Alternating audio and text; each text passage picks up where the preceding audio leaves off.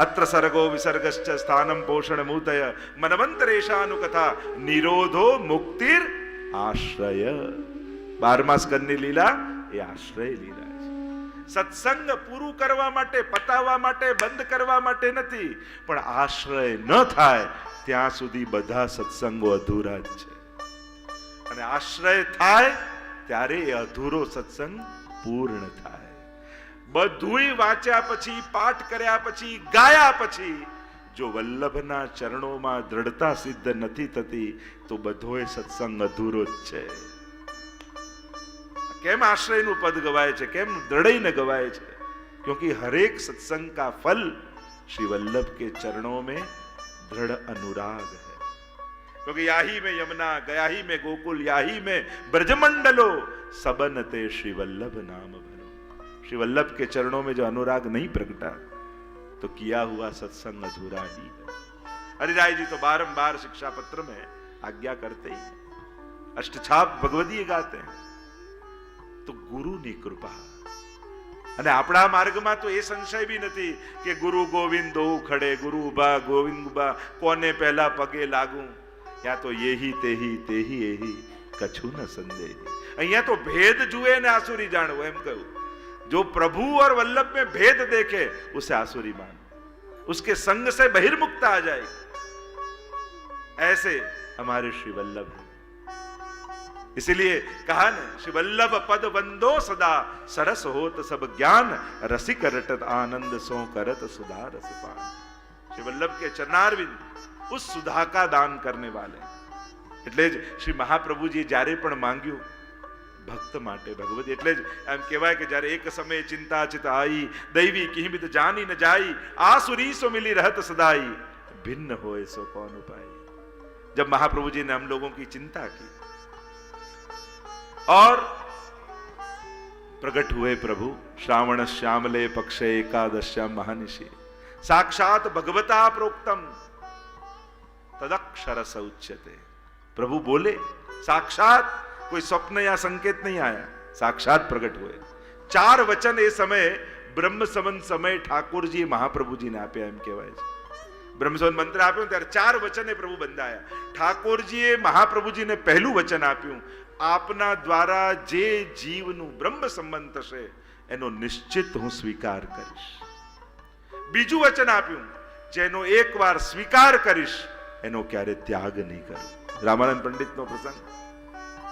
ત્રીજું વચન આપ્યું, આપની કાનીથી જે ભોગ ધરશે એને ચોક્કસ હું આરોગીશ. અને ચોથું વચન આપ્યું અને પ્રભુ બંધાયા કે જેના માથે આપ પુષ્ટાવીને મને પધરાવશો ત્યાં સદાય પ્રગટ સ્વરૂપે હું બિરાજીશ. આ 4 વચને ઠાકોરજી મહાપ્રભુજી સાથે બંધાયા. देखो यहां पुष्टि मार्ग में गुरु की कृपा कैसी है. એટલે જ મહાપ્રભુજી આજ્ઞા કરે, સેવા કરતે રે ગુરુ આજ્ઞા में निश दिन रही. हमारे यहाँ भगवती भी गाते हैं. શ્રીનાથજી પ્રગટ થયા અને મહાપ્રભુજીએ પૂછ્યું, દમલા તે કછું સુન્યો? હજી બ્રહ્મ સંબંધ થયું નથી એટલે શું કહ્યું?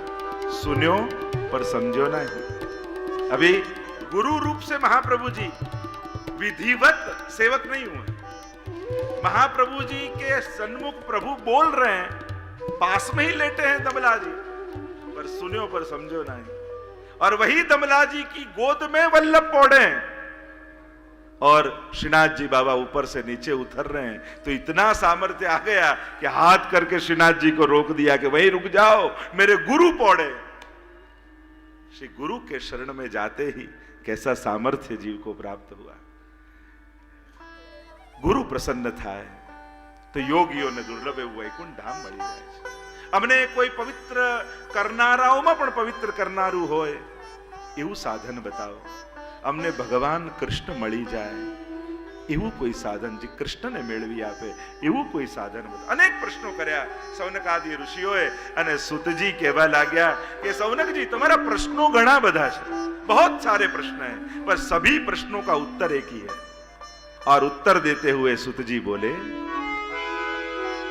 काल व्याल मुखग्रास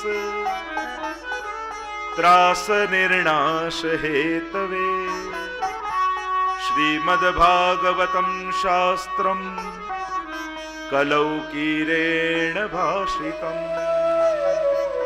આ કાલ રૂપી વ્યાલ જ્યારે જીવનો ગ્રાસ કરી રહ્યો છે અને એમાંથી મુક્ત કરવા માટે સુખદેવજીએ આ ભાગવત શાસ્ત્ર કહ્યું છે. देखो काल को व्याल की उपमा दी गई. हाथी न कहो, गाय न कहो, घोड़ो न कहो. जो हाथी આવે તો ખબર પડે, ગાય આવે તો ખબર પડે, ઘોડો આવે તો ખબર પડે, પણ સર્પ ક્યારે ઘરમાં ઘૂસી જાય ને ખબર ही न पड़े. ये कलयुग रूपी काल को व्याल कहा और उसके मुख में सब ग्रास हो रहे हैं. गोकुलनाथ जी ने एवा प्रसंगમાં આવે છે કે ગોકુલનાથજી પ્રસંગ કહે છે, હાસ્ય પ્રસંગમાં કહે છે કે એક વ્યક્તિ જતો હતો રસ્તામાં ને એને ખુલ્લો કૂવો જોયો તો એને થયું કે લાવ ને જોવું આમાં પાણી છે કે નહીં. અને જ્યાં વળીને જોવા ગયો ને પગ સરક્યો. પાણી તો નહોતું, સર્પ હતો એક ભયંકર. અને કેટલાક વડનું ઝાડ હતું એટલે વડવાઈ લટકતી હતી ને પડ્યો તો વડવાઈ પકડી લીધી. અને પકડી લીધી એટલે વચ્ચે ઝૂલવા લાગ્યો.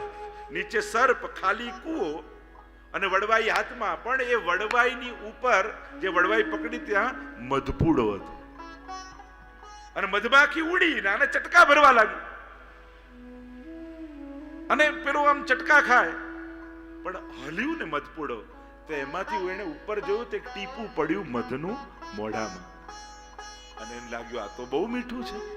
બીજા ટીપાની રાહ જોવા લાગ્યો. બીજું ટીપું. હવે ચટકા ભરી રહી છે ને વડવાઈ ક્યારે તૂટે ને નીચે કાલરૂપી સર્પ છે, દંશ દેશે ને મરી જઈશ, બધું ભૂલી ગયો. અને એવો એ મધમાં આસક્ત થયો.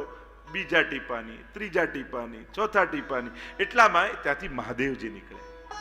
એમણે જોયું કે આ બિચારો લટકી રહ્યો છે, મરી જશે, હું હાથ આપીને બહાર કાઢી લઉં. એટલે મહાદેવજી કુવાના કિનારે આવ્યા અને હાથ લાંબો કર્યો ને કહ્યું મારો હાથ પકડી લે, તને બહાર કાઢી લઉં. અને પેલો લટકતો મરવાના દરવાજે ઉભેલો જીવ એમ કહે છે આ હજી એક ટીપું પડી જવા દો પછી હાથ આપું છું. ऐसी स्थिति हम सबकी है. काल के मुख में पड़े हैं और कथा रूपी महादेव जी आकर हाथ दे रहे निकाल लूं बाहर. और हम कहते हैं कि एक बार लगन में જઈ આવો તો કાલથી કથામાં આવીશ. આપણા બધાની સ્થિતિ પણ આવી જ છે. કાલના મુખમાં ગ્રાસ થઈ રહ્યા છે અને આવી ભગવત કથા આપણા ગામમાં આવી છે. હાથ લાંબો કરીને બધાને કાળના મુખમાંથી બહાર કાઢવાનો વાયદો કરે છે કે હું કાઢી આપીશ. અને આપણે લૌકિકના કારણો આપીએ છીએ. દુકાને કોણ જશે ને જોબ પર કોણ જશે ને કાલે આ કોણ સાચવશે. હવે જેનું જે સાચવવાના હશે થશે. તમે નહીં રહો ત્યારે કોણ ચલાવશે એ કાલથી ન જઈને જોઈ લો. કારણ કે તમે નહીં રહો ત્યારે દુકાન તો ચાલતી જ રહેશે. અને એટલા માટે એક એક ક્ષણ કથાની ચૂકતા નહીં ને તો બહુ મોટું નુકસાન કરી લેશે. લૌકિક તો ભાગ્યમાં લખેલું છે તો આવી જ જવાનું છે. 7 દિવસ દુકાને ન જઈને નુકસાન થાય ને તો મારી પાસે લઈ જજો, જાઓ. છેલ્લે હિસાબ લખવા માર્ચ એન્ડિંગમાં બેસશો ને તો ફાયદો જ લખેલો હશે, એમાં કાંઈ નુકસાન નહીં હોય. પણ कथा की क्षण जो चूक गए तो बहुत बड़ा अपना नुकसान कर लो, क्योंकि आ क्षण गई तो गई, आ पाછી નથી આવવાની. કહું કે આ કથાની ક્ષણ, આ સમય, જો એક છે સમયને વાપરવો, એક છે સમયને વેડફવો અને એક છે સમયને વાવવો. અહીંયા વાપરતા કે વેડફતા નથી, અહીંયા આપણા સમયને આપણે વાવીએ છીએ. તો આ ક્યારે ઉગી નીકળશે? કે જ્યારે છેલ્લો સમય હશે ને, જ્યારે દેખાતું બંધ થશે, બોલવાનું બંધ થઈ જશે, સાંભળવાનું બંધ થઈ જશે, ત્યારે આ કથાનો ભેગો કરેલો સમય પુણ્ય બની, સત્કર્મ બની, યા પ્રભુને ગોલોક ધામથી ખેંચી તમારી સામે લાઈને ઊભું કરી દેશે. એ પેલી રાજાની કથા કહેતા ને કે 4 રાણીઓ હતી રાજાને, અને યમદૂત આવ્યો લેવા માટે કે ચાલો મહારાજ તમારો તો સમય પૂરો થઈ ગયો. લોકો અરે એકલો થોડી જઈશ, 3 માનીતી રાણી ને 4થી અમાનીતી કરી રાખેલી, કોઈ તો ભેગું આવશે ને. કે વાંચવા લાગ્યો મહારાજ આમાં કોઈ ભેગું ના આવે, ના કોઈ તો મારી સાથે આવશે જ, મને કોઈ એકને તો લઈ જ જવા છે. યમદૂતે પણ કહ્યું ચલો અધિક માસ ચાલે છે તો ઓફર ચાલે છે, એકની સાથે એક ફ્રી, ચલો પૂછી જુઓ.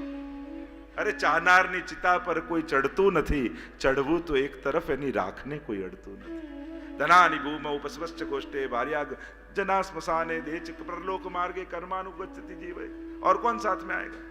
जो ભગવાનના કુદરતનો નિયમ જો, ભગવાન માણસ પૈસા માટે પાપ કરે, પણ ભગવાનની રચના એવી કે પૈસા રહી જાય મર્યા પછી અને પાપ ભેગા આવે.